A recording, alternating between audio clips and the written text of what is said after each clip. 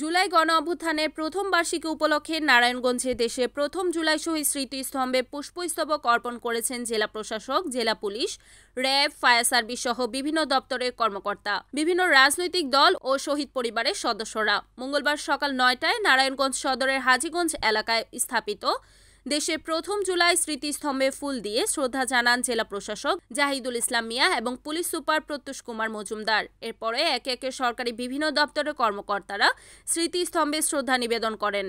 পরে জেলা বিএনপি, মহানগর বিএনপি, জাতীয় নাগরিক পার্টি এবং জুলাই শহীদ পরিবারের সদস্যরা ফুল দিয়ে শ্রদ্ধা নিবেদন করেন। এ সময় শহীদদের রুহের মাগফিরাত কামনা করে দোয়া করা হয়। এ সময় জেলা প্রশাসক বলেন, অনেক ছাত্র জনতার রক্তের বিনিময়ে গণ অভ্যুত্থান হয়েছে। অভ্যুত্থান পরবর্তী সময়ে আমরা এমন একটি দেশ চাই যেখানে কোনো বৈষম্য থাকবে না, আইনের সুষ্ঠু প্রয়োগ যেখানে হবে, সবকিছু একটি নির্দিষ্ট গতিতে চলবে।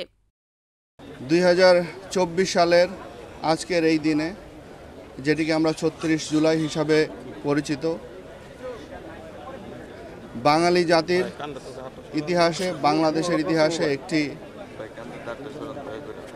গৌরবোজ্জ্বল অধ্যায় রচিত হয়েছিল।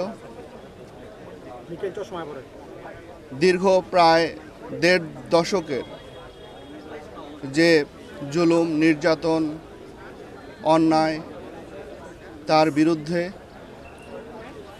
ছাত্র জনতা যেভাবে একত্রিত হয়েছিল একটি বৈষম্যহীন ন্যায় বিচার প্রতিষ্ঠার উদ্দেশ্যে, এমন একটি সমাজ গঠনের উদ্দেশ্যে, যে রাষ্ট্র যেখানে কেউ কোনো সিস্টেমকে চালাবে না, যেখানে সিস্টেম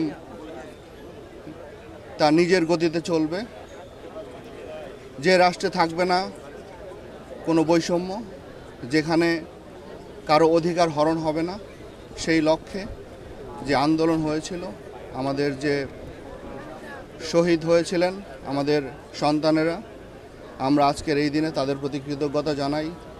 আজকে প্রথম সেই গণ অভ্যুত্থানের যে প্রথম যে আমাদের 5ই আগস্ট 2025 সাল আমরা উদযাপন করলাম। ইতিমধ্যে আমরা সেখানে ফুল দিয়ে প্রথম জুলাই স্মৃতিস্তম্ভে আমরা ফুল দিয়ে সেটি আমরা উদযাপন করলাম।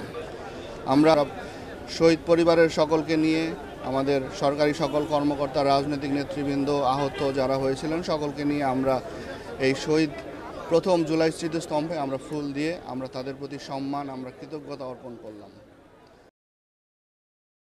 রিপোর্ট সাগর খান, NAN TV, নারায়ণগঞ্জ।